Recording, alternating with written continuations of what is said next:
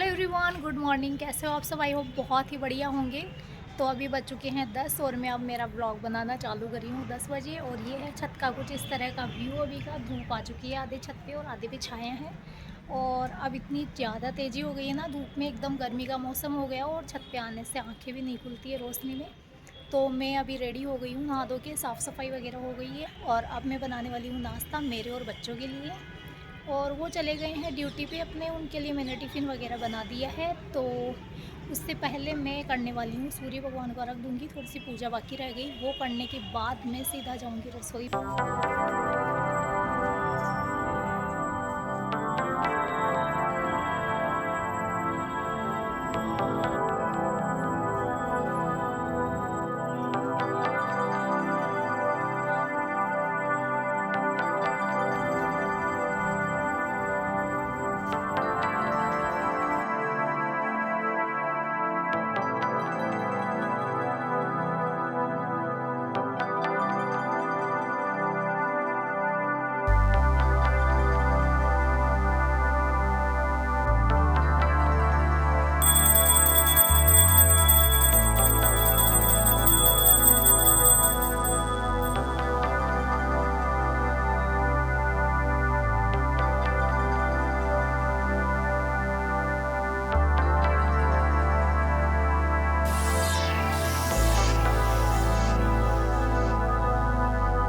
तो अब मैं आ गई हूँ रसोई में और कर लेती हूँ रोटी छौंकने की तैयारी। देखो बहुत बार हमारे पास ठंडी रोटियाँ बच ही जाती है, तो बड़े बुजुर्ग कहते हैं ना, ज़्यादा को जगह है कम नहीं होना चाहिए। तो हमारी आदत ही हो जाती है कि हमसे कुछ कम बनता ही नहीं है।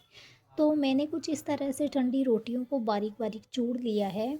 जब भी आप कोई काम करो तो प्लेटफॉर्म पे पेपर बिछा लिया करो। मैं अभी वीडियो बनाने के चक्कर में भूल गई, तो देखो चारों रोटियों के टुकड़े फैल गए। पेपर बिछाकर कोई भी काम करने से क्या होता है ना, कि सारा कचरा भी एक जगह पेपर पर रहेगा और प्लेटफॉर्म की सफाई भी नहीं करनी पड़ेगी। बस पेपर उठाओ और काम ख़त्म। तो अब मैं इसमें डालने के लिए कुछ सब्जियां भी काटूंगी, जैसे हरी मिर्च, मटर, टमाटर, धनिया वगैरह। और जिस तरह से मैं रोटी छोकूंगी ना, वो इतनी स्वादिष्ट बनेगी। जैसे हम बाहर टिकिया खाते हैं ना, तो बिल्कुल वैसा ही टेस्ट आएगा। मैं हमेशा हरी मिर्ची कैंची से ही काटती हूँ, क्योंकि चाकू से हाथों में जलन होने का डर रहता है। तो मैं ये कैंची जो है ना, ये मैं अलग से ही रखती हूँ मिर्ची काटने के लिए। ये हमेशा मेरी रसोई में रहेगी।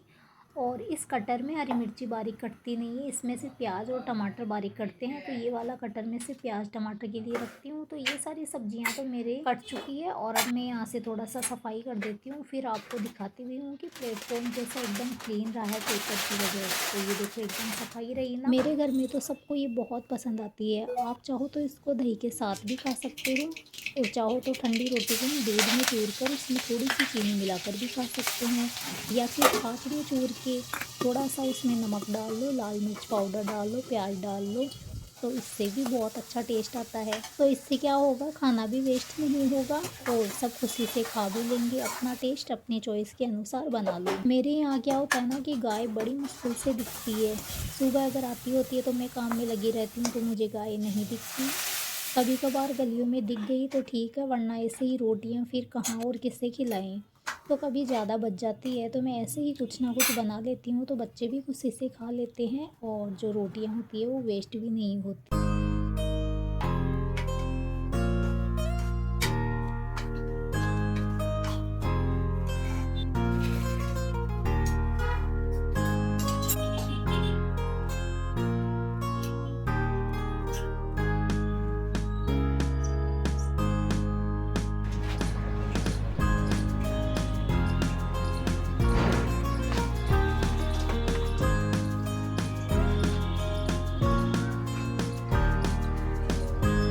तो नाश्ता मैंने कर लिया है और अब मैं आई हूँ कपड़े सुखाने के लिए। तो आजकल मुझे छत पे कपड़े नहीं सुखाने पड़ते हैं गाइस, क्योंकि अब ज़्यादा धूप की ज़रूरत नहीं है। यहाँ जाल पे ही मैं सारे कपड़े सुखा देती हूँ और यहीं पे आराम से सूख भी जाते हैं। ना उड़ने का वो ध्यान रखना पड़ता है कि कोई कपड़े छत पे उड़ गए, गंदे हो गए या बाहर उड़ गए। तो कपड़े मैंने यहाँ पे सुखा दिए और अब मैं आ गई हूँ फिर से रसोई में, क्योंकि मुझे आज जो है घी भी निकालना है। कल गाइस शिवरात्रि का व्रत है, तो आज मुझे बहुत सारी तैयारियां करनी है। बहुत ज़्यादा काम है, आज पूरा दिन काम में ही निकल जाना है। तो तो यहाँ पे जो घी निकालने का मेन वीडियो बनाने का जो रीज़न है ना, वो ये है कि आप मेरे को देख लेना कि मैंने किस तरह से घी निकाला है। कई बहनें ऐसी होती है ना, उनको घी निकालना मिक्सी में नहीं आता है, पहले मुझे भी नहीं आता था।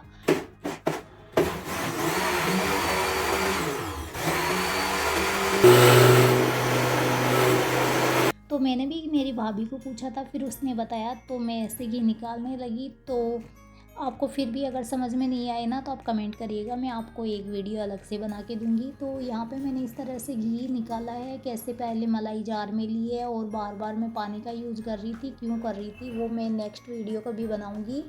तो घी मैंने कुछ इस तरह से निकाल लिया था। 3 कटोरियाँ हो गई थी इकट्ठी मलाई की, तो मैंने 3 बार में करके ऐसे घी निकाला था जार में, एक बार में तो होता नहीं है। और आज मुझे बहुत सारे काम करने हैं, क्योंकि कल है शिवरात्रि का व्रत। मुझे आज पार्वती माता के लिए पोशाक भी बनानी है, मेहंदी लगानी है और गाजर का हलवा बनाना है, क्योंकि सुबह पूजा करने जाएंगे तो हलवे से ही भोग लगाएंगे। तो हलवा वगैरह भी बनाना है और बाज़ार जाना है, पूजा की सामग्री लानी है, सागार का सामान लाना है। तो आज का जो दिन है ना, वो तो पूरा बिजी जाना है मेरे लिए। आज मुझे बिल्कुल भी टाइम नहीं मिलेगा। और ये जो घी है, ये भी मैंने इसलिए निकाला ताकि पूजा में भी घर का घी काम आ जाए कल।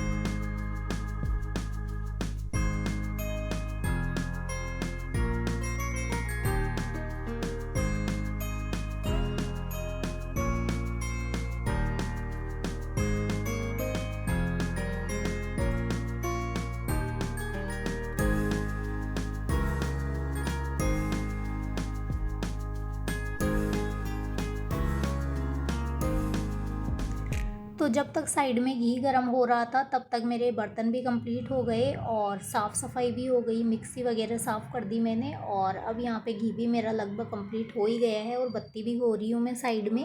तो ऐसे मैं बीच बीच में कई काम करती रहती हूँ ना, तो मेरे काम जल्दी से हो जाते हैं। तो यहाँ पे देखो, मैंने 2 डब्बे लिए हैं। एक मैंने भगवान के लिए घी निकालने के लिए लिया है और एक घर के लिए लिया है। तो ये इस तरह से इतना सारा घी निकला है।